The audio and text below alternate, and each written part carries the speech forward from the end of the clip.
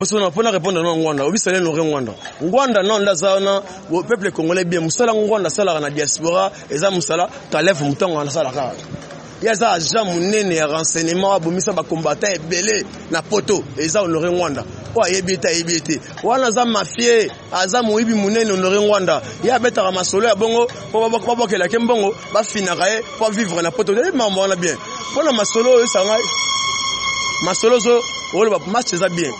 Kabila a sécurisé mboko te na miso Kabila esika azali na biso makolo makolenga Kabila za lokwa nyoka bakati mutu mukile ningana déjà bakufa ki kala na webisa na miso yo sécurité ya FCC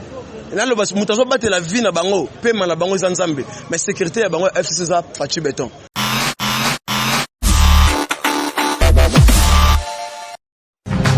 Radio Bissonionso Congo RDC, une chaîne au cœur du monde. Merci Balandinion sur la radio Bissonionso Congo RDC, mais pourquoi pas dans votre site d'information www.rcongonews.com. Les grands rendez-vous de décryptage de l'actualité de la semaine, c'est aussi avec le président Neymar, président du Parlement debout, Zandeboto. Vraiment, on va vraiment décrypter l'actualité de la semaine. Président Neymar, celui qu'on rejoindre à la base pour tout bêta ma solo. Moi, c'est mon journaliste. Le président Neymar est un Tshisekedi dans son habit sauté l'élo. L'élo, souvenir ni Namalonga, trop regardé pour un Tshisekedi de l'élo. Merci mon amboka, souvenir ya makasi oyo mona les parlementaires debout le téléphone rouge. Papa Kenda me atikela biso initiative partout Congolais zali. Et ozala pour colonini et ngoza pona tribalité parlementaire debout za histoire munene za souvenir ya des gars et on soit atikela biso ya makasi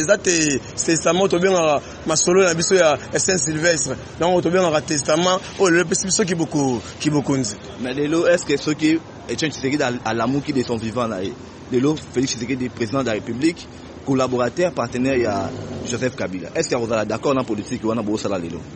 Bon, moi namboka ils ont masolo politique qui est moko loba état de droit namboka. Mokonza mboka Fachi Beton oyo osala les années de constitution. Mbeko ya mboka PC ningisa akoki ko diriger mboka sans majorité parlementaire te. Alors bandeko na biso FCC bazaki majorité parlementaire yango to sangani to sala accord tout ça on a pour bien peuple congolais ils étaient pour le peuple congolais na ce soit qui vivant marambengeza bongo angale lango ngeza da bien pesika zali déjà c'est bien lango ça là bien mais lelo tout le monde a vraiment ba coq Jean Bézé Belé contradiction dans ma casse entre bino appartient à la FCC cash pendant que Bokenda qui dans centre nganda retraite tout le monde en ordre de la sous-bobimi ba résolution ya retraite et à la dissolution de l'Assemblée nationale mais tout le monde est beaucoup plus pour changer de tournure pour salir beaucoup plus d'alerte na cabinet à chef de l'État pour péter bango beaucoup plus à mise en garde. Pour l'année est-ce que l'élo aux obanga tekeso pour suspendre dissoudre l'Assemblée nationale. Tu es bien bandeko wana balingi peuple congolais te. To kota ki bango ba kena retraite biso to kota retraite dans ba résolution to biso ngo boité ba résolution ya makasi ya se mais to tsheba ndeko na biso bazana na cabinet ya chef de l'État pour na biso na kata cabinet chef de l'État e beli bazana o akalaka de bazaki donc bango ba osunga mokonza mboka te ba soit disant ba otobenga ba conseiller donc ba osa musala bango te yango moni mingi to pesi bango mise en garde pour bango de ba vendre na chef ba la mukane ba la la na makamni ba yebisa kai ba beta masolo ba batika masolo ya sima yango to pesi ba mise en garde. Mais le to lo belana évaluation ya mambo aso mouton cabinet chef de l'État liembongo tondengento comprendre jusque là ba misa les a bloqué na chango ba saute mouton misa les ont marché te boni bino pe ba parlementaire de ba misa là jusqu'à là ils étaient trop kende ti wapi population pas de la crise moi na mboka merci na mutuna na yo ya liboso pona masolo ya soti mututu ningai soti mututu yango tomoni to pesi mise en garde mingi na cabinet chef de l'État po ba otika facha sa musala imoko asa musana bango te yango bazana na batambo na mituka ba bude ba sa ba avancer mais masolo ya soti mututu esenga ki suivi donc suivi ya malamu ezaki te donc bango soki chef ayende bango baye mais so chef bazate bango balandela misala chef basala eyate yango moni to pesi bango mise en garde pona masolo ya misala peuple congolais misale koya misala ezebele kala mingi te peuple congolais za musala wana to lela te to ebi bien yo moko ebi bien oza concernant bandeko bazar FCC ba na bonne foi te FCC ba ki na bolingo ya kotika ki bokonzi te si batika ki ngona ezaki pression alors toza wana na bango suka bakozaka na sima chef de l'État po mokumbi wa konde eza Fachi Beton yende akumba bango soki baza ya mabe yango to ebisi to sala ya biki rouge ya mabe bakolunga malambo otika Bon, c'est la Bic Rouge, mais Boloba qui est 2020 année action. Mais bon, Simbi sous Bic Rouge, apparemment tout le monde a comme 2020 droit année sanction, ils ont soit année action, on dirait. Quelle action on te dit ça la binote? C'est minute papa il tient secret là-bas qui te boko la to boto la ki bokonzi. Na 150 francs pamba na biki na papier. Na biki à 100 francs, papier à 50 francs. Bic Rouge neza maramu. Na biso au moins mais c'est kanambe politique. Tant on a ça là-bas, ba conseil des ministres na ye na mesa so na kanda no cha revolver. Mais Fati a Bic Rouge. Bic Rouge ngoloba. Yo so sali mabe auto benga ma Bic Rouge ne makambo mundu kité. Sanction za te tozu mundu to chobote. Bic Rouge to sanctionner OK libanda. Mais tout le monde a partenaire amené FCC basant la volonté politique il y a que ça la action pour nous accompagner chef de l'État. Bah résolution de la chef de l'État exécution exacte. Si vous année action et que nini bon ça la ngobino moko na cabinet restreint to na parti de PS to bon ça la ngona partenaire nous basant le gouvernement FCC. Parce que année action na équipe te mon mboka. Action les a on FCC, on a pep on na cash, on a la muka, to na année action. Bango ba yebi action to sala eza pona badongolo miso siko badongolo miso ba yebele badongolo miso ba mingi na FCC ba pe na lamuka ba pe na kasa cash to yebi yango alors to za wana po to za liste de kola liste bango ba yebi que chef de l'état azo déboulonner siko to za na masolo o ya Bic Rouge ba yebi ba ko sunga ete bango bazana pona ko sunga ete bango bazana pona ko sunga kanambe police mabe ya sala chef de l'état ba bula za na ngoya malamu bango na FCC ba na ngote et en moi, le ministre de la Finance a dossier a bloqué a prisonnier bimité. A bloqué les familles pour pouvoir avancer au bimité. C'est quoi? Déboulonnement et un bolobak. Et comme il a niveau nini. Parce que tout ne semble pas être pour marcher jusque-là.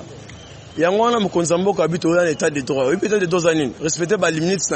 respectez les limites. Parce que le ministre de la Finance, on a bien malin, moi, Namboka. Azaki a saint de cap. Ya matata mponyo ezaba kabane na bango FCC to sala malamu te pour peuple congolais ayi na président de la République aba Fati Beton tant ba comme en 2023 ba ndeza wana ikati sekeli kuta ama ba makasi que kabila kuta ki malamu to ibajana malamu na mboka yango wana to ebisio kala te ba okene singa matembele to okena ba malembe ba ngonde bazana bazalo kwa nyoka bakati mutu mukila makoni ngana mais bana poto balobi lelo poto bazoloba eloko chaque jour que mabe à Congo et à Kabila mais bino partenaire na bino qu'est-ce qui empêche de l'autre que se débarrasser na Kabila je me mona mboka jeunesse na ça bana poto boye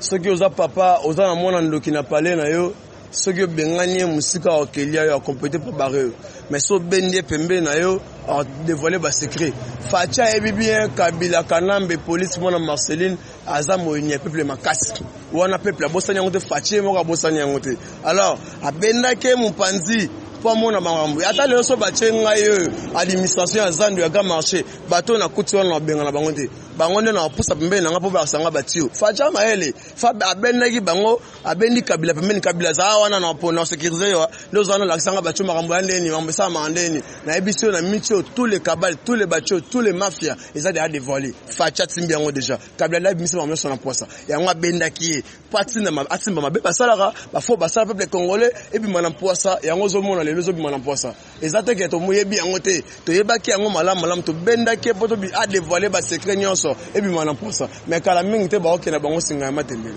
mais des fois il y a démocratie paysage gestion tant bozo mona te ke ti bozo luka bomba Kabila wana boyi ba bele tant peso ke ne bozo mona te ke 2023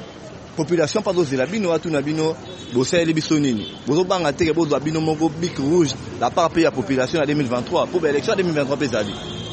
Bien sûr que oui, on que moi n'importe la minute peuple congolais en CPLA, la minute peuple congolais en lien en désordre, en mélange des ordres pour avertir les bailleurs des fonds opérateurs économiques. Là, bah bien n'importe. Bon, bah où est là? La minute peuple congolais en ça qui toko, bah l'ongolomus, bah ni peuple, bah on so bah on a dévoilé tous les complots là, et madame Ama et Lanzela. Il y a un moment là que monsieur Chadar a mis ce complot là bango. Nyonso bimila na mai na ebisio mwana Congo kala mingi te histoire à 2023 et moko ba Fachi vanda na yo rumela na yo awumela na ye mais Martin Fayulu pe alobaki a proposé qui schéma pour la résolution de la crise alobaki pe mabe ya Congo eza Kabila lelo apparemment so résoudre ensemble dissoudre l'Assemblée nationale comment te bo rejoindre na bino pe carrément na mboka Martin Fayulu comment na te ke bozo ngaka ne lo moko te maela mokonza mboka aipesa bino bien ana mabula ko dissoudre parlement ceux qui bande wande ba pesier ba koka jamais l'équipe mingi ba pesier nzela dissoudre ko dissoudre pour na ndeko Martin Fayulu mokonza mboka dans le baki na radio Vatican abaki bien Fayulu bango tout na opposition to tombeli bango opposition malamu rendez-vous na 2023 to bangelo monte match bien to landaki cérémonie ya ambassadeur nyonso bazalaka na Congo na président de la République to constater absence ya Janine Mabunda na Alexis Tambwe Mwamba. Est-ce que Krizo bozo lukane comme déjà to komi ko malango vers to komi ko tendre vers yango te déjà te biso to luka Christ bangonde baluki crise bangonde omoni baluki crise mokonza mboka nommé ba mandataire à l'état ministre ya portefeuille a bloqué moko otolo ba mokonza mboka abi ministre ya finance obi misambongo pona ba prisonnier pona ba fonctionnaire a bloqué bangonde crise ba créer biso te mais la crise ba créer na bisayo banzele za ka pona ko dissoudre parlementaire banzele za mambele na biso fachi aza maele makasi tant on fang bien la papa Etienne Tshisekedi bombela biso diplomatie à l'action politique à l'action diplomatie mo na pour aibi diplomatie makasi tona ba schéma ebele ceux bango ba voulait ka ko dissoudre parlement ba schéma ebele même ko mona match ya bien to beta bango dada ko réagir par rapport ya ndenge ba baloba ke FCC na cash eza œuvre ya Kabila et moi créant que Kabila pas diriger la Congo jusqu'à là que Félix Tshisekedi président étiquette voilà c'est là Honoré Ngwanda merci. Le Bolsonaro pour répondre à Ngwanda, obi sale no Ngwanda. Ngwanda non lazana le peuple congolais bien musala Ngwanda sala na diaspora eza musala talef mutango na sala ka.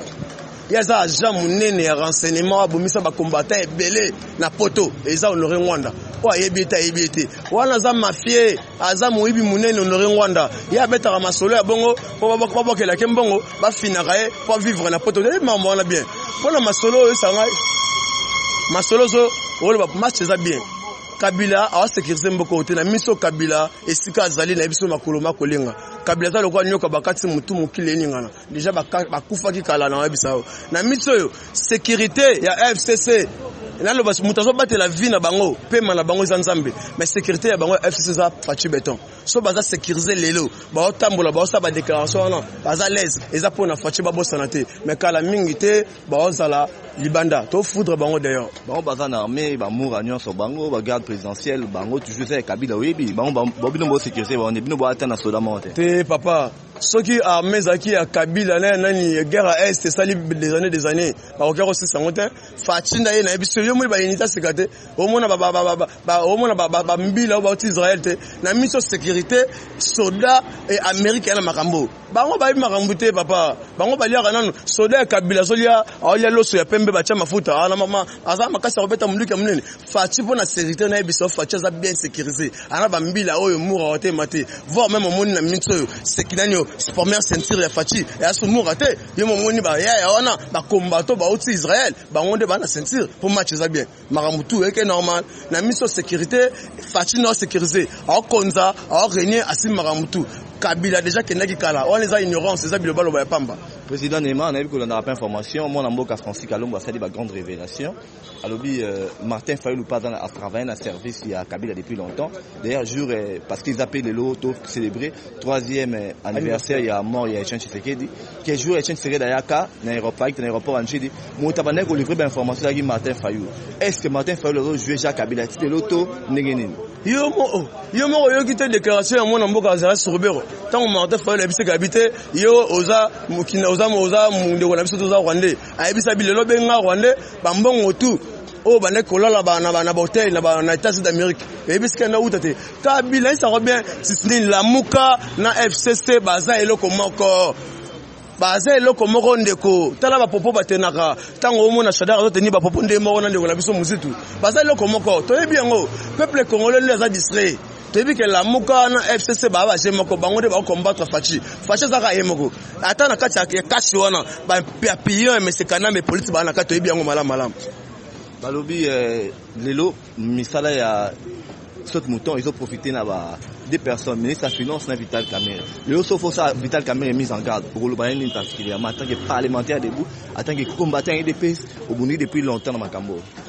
Merci mon mboka journaliste le mo na le ba photo za la tokoza na ba course mémoire te atande kwa sala mabe andeni ni foza atana mawane muke ose raisonner malam ne muke ndeko na biso Vital Kamerhe na beaucoup respect on peut ça y est azaki liboso directeur ya nini ya propagande na biso il y a zaki directeur na biso et puis acha bambongo na ye na masolo à part de cela ndeko na biso kamere oyo to bande ko kanisa moyini to kanisa ke bande ko na biso Martin Fayulu mais la sima mukongo ba chaki biso mbeli na mukongo na respect belé na pesa ndeko na biso kamere soki azana ba désert o ba buso ba o to yoka oyo na ndenge ya malamu na osenga ye abima libanda atika po état de to côté na mboka toza vigilant na respect au pesa lokola directeur ya cabinet chef de l'état to yebi ma musala biso ya malamu ata soki ba bengo kamele otandenge nini mais malamu au sala biso to yebi yango mais conseil to pesi yo sala musala pona bien peuple congolais pour landa ko sala musala pona ba individualité pona libumu na mode to pona famille politique na ote o fati o sala musala pona tribu lobate pona famille politique de peste o sala musala pona nation alors yo dire cap ça peut musala pona nation merci on a conseil ngam ke pour déjà ne ma tomi déjà ko commandant déjà na super émission na biso lelo est-ce que vous pouvez sa population congolaise vend espoir nini parce que t'es autres qui 2023 calamité est-ce que conditions sociales SMIG moyenne sociale il y a population congolaise et go changer ton nini parce que tout le monde a FCC pas au travail le droit partenaire ou a simi ba ministère clé eux go sala qui bon matérialiser ba projet sur ça dans ba FCC est-ce que vous permettre bon changement toi dans la voie changement tu dis bien tango nzambe ya pambolaka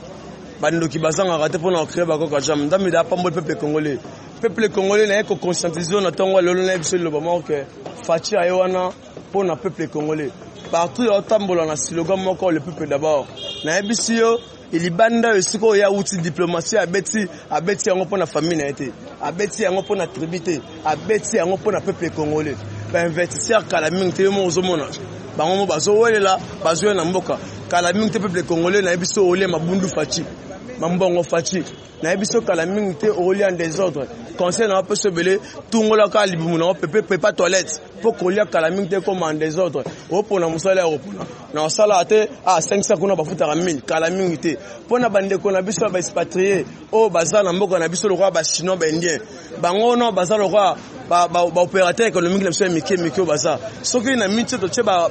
mesure moko ya makasi to benga na bango crise de rekota na mboka mais kalate opérateur économique ya makasi ba ya ba allemand ba américain ba RSI ba ya na mboka o kala mingi te tango ba ya bango moko ba okanga bisaka na malembe ba okima changement zoya conseil na opesa yo sangana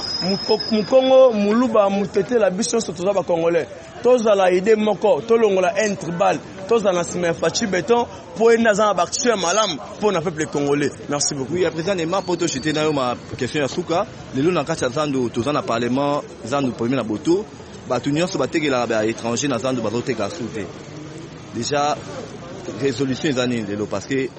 on a lobi na so loba na bandelango bande ko na biso ba oteka te ba expatrié selon ba SMIG wana eza l'état congolais l'état moyini au bazar qui n'époque mais c'est kanambe polite balenga i peuple congolais se retrouver te bango ka na ba famille na bango selon ba SMIG na bango alors qui na ba poche na bango alors chef de l'état tangoye ba abesida ba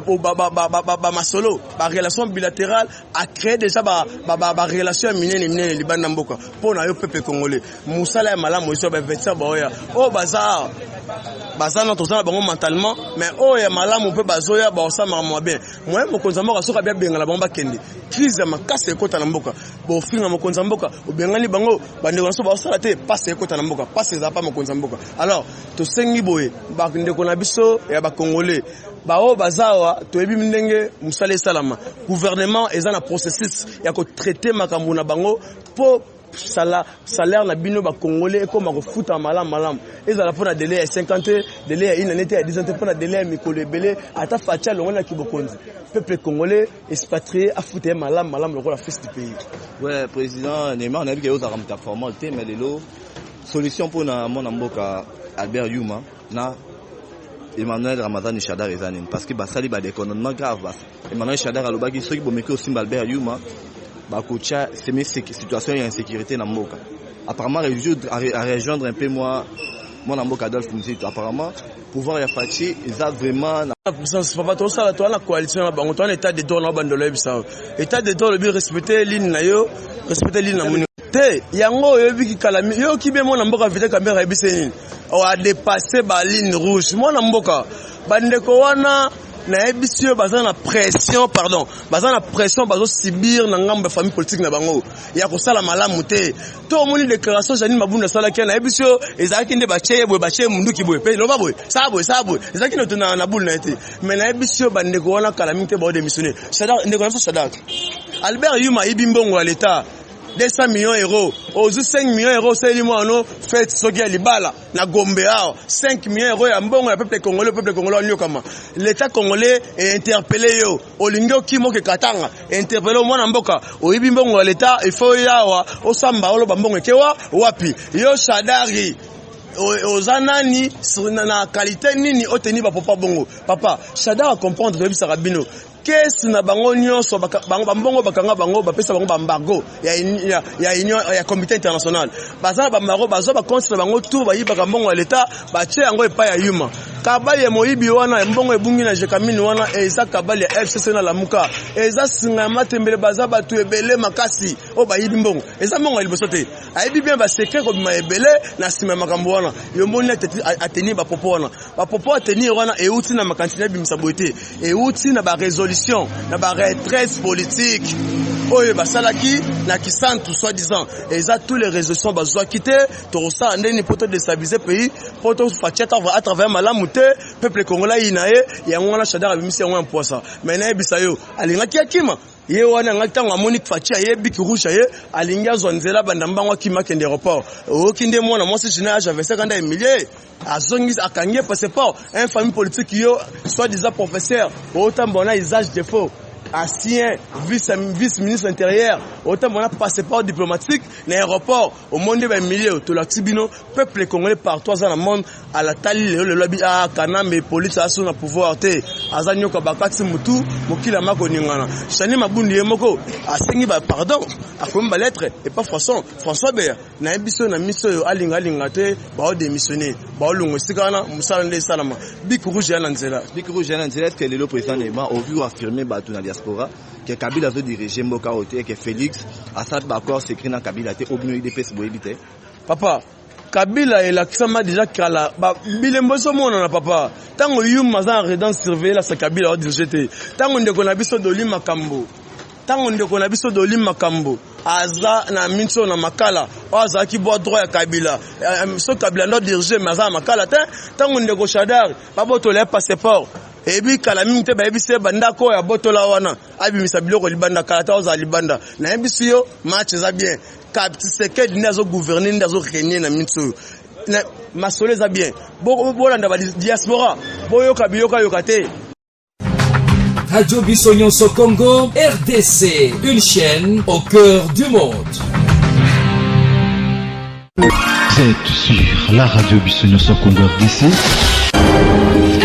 Oui, tapez www.radiocongonews.com, accédez dans notre site et avoir toutes nos informations. Soyez le mieux informés